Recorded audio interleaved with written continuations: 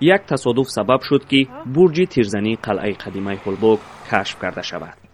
اینجا در شاهراه کلاب دوشنبه می‌خواستند لوله آب سازند و مناره را یافتند که برای مدافع قلعه خدمت می‌کرد و جستجوهای زیادی آن تا این وقت نتیجه نداده بود. مدیر مؤسسه دولتی ممنونگاه تاریخی و فرهنگی هولبوگ میگوید که این مناره در وقتش زیر شاهراه مانده است. سالهای 60 هنگام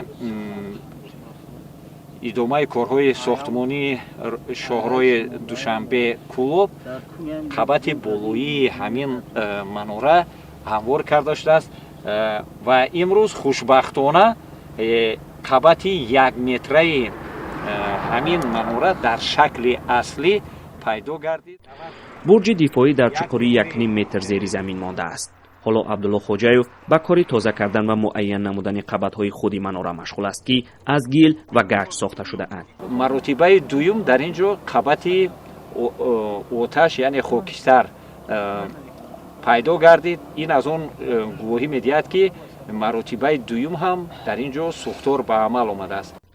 قلعه هولبوگ در دهه مهرآباد جماعت گلستانی ناحیه واسه جایگیر است. کارهای باستانشناسی در خرابه‌های این شهر قدیم شاهنشین هولبوگ از سالهای 1950 شروع شده است. باستانشناسان میگویند که قلعه هولبوگ از عصرهای 9-12 مانده پایتخت دولت قدیمه خوتلان بوده است. آن نمونه شهرسازی و مهندسی قدیمه مردم تاجیک می باشد. در سالهای استقلال قلعه را بازسازی کرده اند. سال 2016 مؤسسه دولتی ممنونگاه تاریخی و فرهنگی هولبوگ جایزه گلوبال ریتینگ نامینیشن یونسکو اداره فرهنگی سازمان ملل متحد را صاحب شده است. سال 2019 بانک جهانی و کمیته سیاحی فهرست 10 گنج بزرگ تاجیکستان را نشر کرد. در این 10 گونه گنج‌های بی‌بهای تاجیکستان قلعه هولبوگ هم شامل شده بود.